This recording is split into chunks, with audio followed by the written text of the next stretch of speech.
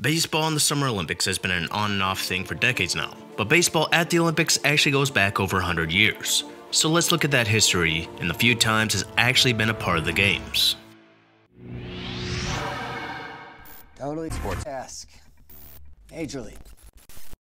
Baseball didn't officially appear in the Olympics until 1992, but it goes back to the start of the 20th century. In conjunction with the second modern Olympics in 1900 held in Paris, there was a World Fair in Paris to celebrate the accomplishments of the past century and the accomplishments of the future. And at the fair, there was a baseball game played, with it being described as basically a small exhibition organized by some Americans in Paris. There's not much known about the game, other than that it was played between two American teams, one from the Admiral Guard Corps of the U.S. Commission, and the other from the Publishers Building in the fair, with the Commission team winning 19-9. This really had nothing to do with the Olympics, it just kinda took place, but it's seen as the first acknowledgement of baseball in the Olympics. The first real appearance of baseball in the games came 12 years later, when it was a demonstration sport at the 1912 games in Sweden. A demonstration sport is a sport played for promotion with no medals given out, and a whopping 2 countries would participate in the exhibition, with the United States and Sweden, who played a game on July 15th. The US team was represented by members of the track and field team, while the Swedish team was the Vasterus Baseball Club, the first baseball club founded in baseball powerhouse Sweden. And actually 4 Americans will play for Sweden because they were inexperienced, and Sweden actually held their own, scoring 2 in the 4th to make things 5-2. But then, the US blew the game open by scoring 8 in the 5th to win 13-3 in 6 innings. There will be another game played the next day between 2 American teams that featured Jim Thorpe, who won 2 gold medals in that Olympics in pentathlon and decathlon. This would be the first of many times that baseball would be a demonstration sport. It happened again in Paris in 1924, when an American team beat a French team 5-0, and 12 years after that, it would appear in perhaps the most notable Olympic Games in the modern age in the 1936 Berlin Olympics. On August 12th, 2 American teams, one named the US Olympics, and one named the World Champions, which is true because the US was the best of the one country playing at the time, and the exhibition game would be held at Olympic Stadium in Berlin in front of 90,000 spectators. And in a back-and-forth game, Les McNeese would hit a walk-off solo home run in the bottom of the 7th for the World Champions, to be pronounced World Champions. A Finnish variant of baseball called Pesäpallo was played in 1952 in Finland between 2 Finnish teams, and the American version of Pesäpallo called baseball would return as a demonstration sport in Australia in 1956. Unlike Sweden, Australia had some history in baseball dating back to the late 1800s, and they were fielding the senior national team against the US team made up of members of the Far East Command. And Australia was not able to field any professional cricket players, which would have put them at an advantage. And notable from this exhibition game is it's thought to be the most attended baseball game in the world at that point, with estimates of up to 114,000 people, though the numbers are disputed as ticket sales weren't counted for different events of the day. Regardless, the record would be broken when 115,000 attended a game between the Red Sox and Dodgers in 2007 at the LA Coliseum. And this game was played on December 1st at the Melbourne Cricket Ground, with right field being just 225 feet away, because it was set up between the 2 running tracks. And the American team was up 2-1 after the second, and the US pitcher Vane Sutton would put the game away after hitting a grand slam in the 3rd, as the US would win 11-5 after 6 innings. The US team would proceed to play exhibition games against several Australian teams. And 8 years later, the Olympics were again held in a country with a history of baseball, in Japan. A United States team made up of collegiate players played 2 games in Tokyo against 2 different Samurai Japan teams, one being a collegiate team and the other made up of amateur adults. Each game was attended by 50,000 fans, and the first between the 2 college teams ended 2-2, while the second game was won 3-0 by the US. And just like in Australia, the US played a few exhibition games after, and the landscape of international baseball began to change around this time. The Baseball World Cup would expand to 16 different countries in 1972, 34 years after the first was held. And despite this, baseball in the Olympics was opposed by many powerful figures in the US and International Olympic Committee, with former head of the IOC Avery Brundage fearing commercialization of the Olympics and felt baseball wasn't compatible with the games. And because of this, it will be 20 years until baseball was a part of the Olympics again. And it basically had to, as the 1984 games were held in Los Angeles. It was labeled as a demonstration sport, but instead of just 1 or 2 exhibition games, this time there was a tournament with no medals to be handed out. 8 countries participated, with Japan, South Korea, Nicaragua, and Canada in the blue division, and the US, Chinese Taipei, Italy, and the Dominican Republic, who were replacing Cuba because they withdrew, being in the white division. The US and Chinese Taipei made it out of the white, while Japan and South Korea made it out of the red. And the US and Japan would be in the finals, with Japan being the US team made up of college players 6-3. That same format would take place in 1988 in South Korea, with Australia, the Netherlands, and Puerto Rico being the 3 new countries out of the 8. And once again, the US and Japan faced in the finals, and this time, the US came out on top. And after this, for the first time ever, baseball was officially a part of the Olympics after decades of trying, as it was a part of the 1992 Olympics in Barcelona. The competition allowed only amateur players to play, but Cuba was able to use their best players, as they were only amateurs in name, with all necessary funding coming from the state, and that would be reflected in their performance. All 8 countries that included Cuba, Japan, Chinese Taipei, the US, Puerto Rico, Dominican Republic, Italy, and Spain, who automatically qualified for being host, played 7 games, and Cuba was the only nation to win all 7, with a team that featured Orlando Hernandez and Lourdes Gurriel, the father of Yuli and Lourdes Gurriel Jr., and Cuba would continue in the knockout round. In the semis, they took on the US and won 6-1 to set up the gold medal game against Chinese Taipei, after Japan beat the US in the bronze medal game, and Cuba would dominate, winning 11-1 to win the first ever gold medal for baseball. And baseball, of course, had to be a part of the '96 Olympics in Atlanta, and the results were very similar. 3 of the same 4 nations made the knockout round, with Nicaragua making instead of Chinese Taipei, who didn't qualify for these Olympics. And Cuba would beat Nicaragua 8-1 in the semis, while Japan destroyed the US 11-2 to set up Japan vs Cuba for the gold after the US won the bronze. And in a back-and-forth game, Japan would come all the way back from a 6-0 deficit, but Cuba would again go up by 6 before ending Japan's late comeback to win the gold after winning 13-9. Things would be a little different in 2000 for the games in Melbourne, as for the first time, professional players were allowed to play, and it wouldn't make a difference for the US, as Major League Baseball would not allow any of its players to play.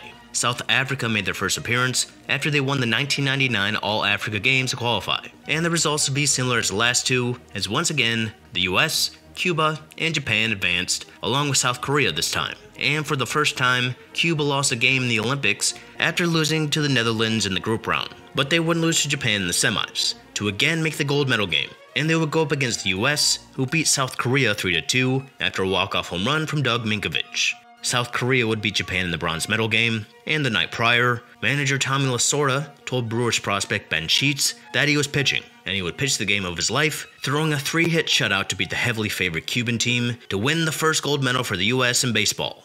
And 4 years later, controversy would arise when the gold medal winners would not even qualify for the next Olympics. The reason being that the Americas tournament decided which 2 teams from North and South America and the Caribbean went to the Olympics. And this tournament was single elimination, unlike most double elimination tournaments. And in the end, it was Cuba and Canada who qualified for the games. And really, the tournament was not strong, as the US, Dominican Republic, South Korea, and Mexico did not qualify, while 3 European nations did, including host country Greece, a team made up of just 1 player from Greece, with the rest being American players. And in the end, it will be Japan, Cuba, Canada, and Australia who had advanced. And in a surprising result, Chris Oxspring would outduel Daisuke Matsuzaka to win 1-0 to put Australia in the finals, as they went up against a familiar Cuba, as Japan won bronze. And in the end, Cuba was too much, as they won 6-2 to reclaim their gold medal, winning their 3rd in the 4 tournaments. And the tournament not being as strong as it could have been went a long way in what happened next, as in 2005, baseball and softball were voted out of the 2012 Olympics, marking the first time since 1936 that a sport, being polo, was voted out, being replaced by golf and later rugby sevens. Head of the IOC reiterated that baseball needed to have its best players, and as baseball was in the midst of the steroid scandal, it didn't help. But baseball was still set to be played in the 2008 Olympics in Beijing, and this time the US and the usual suspects were back, and the same 4 nations that advanced the previous time the US was in the Olympics advanced to the knockout round with the US, Japan, Cuba, and South Korea. And this time, South Korea was the favorites as they went 7-0 in the group stage. And they continued in the semis, as they beat their rival Japan 6-2. And for the 5th straight time, Cuba advanced the gold medal game after beating the US 10-2 with the game's losing pitcher being Steven Strasburg, who would be selected first overall a year later. The US would beat Japan in the bronze medal game, and in the gold medal game, future KBO and MLB All-Star Hyung-Jun Ryu was on the mound, and he would give up just 2 over 8 2/3 as Tae-Hyung Chong would save the game to give South Korea their first gold medal, and Cuba their second silver medal, and what looked like it could be the final baseball game in the Olympics.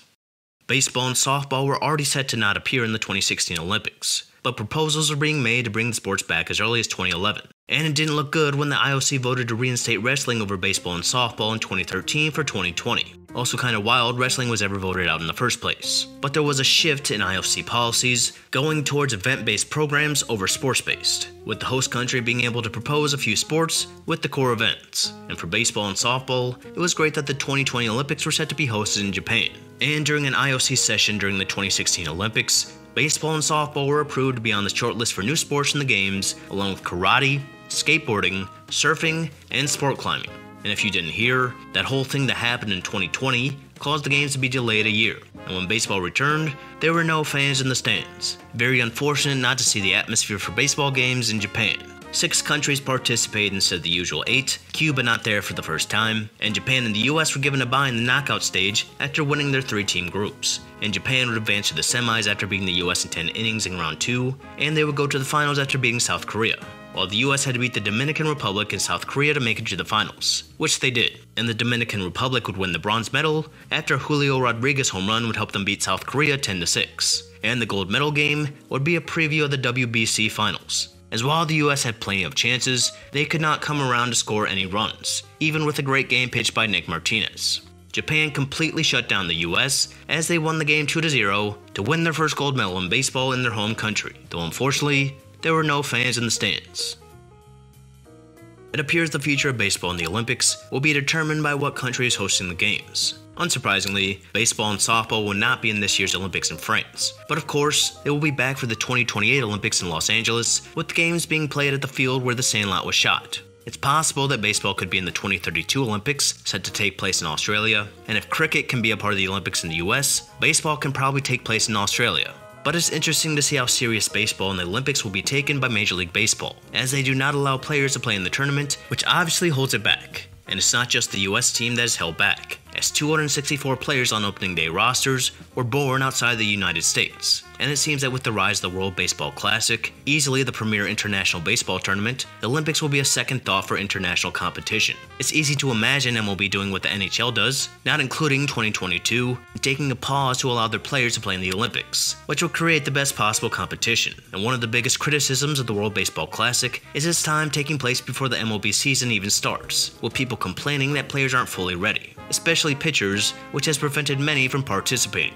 with many, especially in the early days of the tournament, saying that it wasn't worth it. But that seems to be a problem only for US players, as many players born outside the US say they would rather win the World Baseball Classic than the World Series, which is very understandable. But it doesn't seem to be the same amount of passion for winning a gold medal in the few instances of baseball being in the Olympics, which makes the idea of MLB coming to a stop for the Olympics very unlikely. Although you wonder if there would ever be a mid-season break in the future if the World Baseball Classic was to turn into a summer event. The locations wouldn't be limited, and players would really have no excuse not to play, though they might find a way. But this also seems far-fetched, as that might take some precious revenue from MLB, and the World Baseball Classic has only grown each time with the time of year it's already taken place. But as far as baseball in the Olympics, its future seems location-based rather than it just becoming a staple, like speed walking, pistol dueling, and poodle cutting. And in the distant future, a country like Bhutan will host the Olympics and destroy every country in the game of baseball.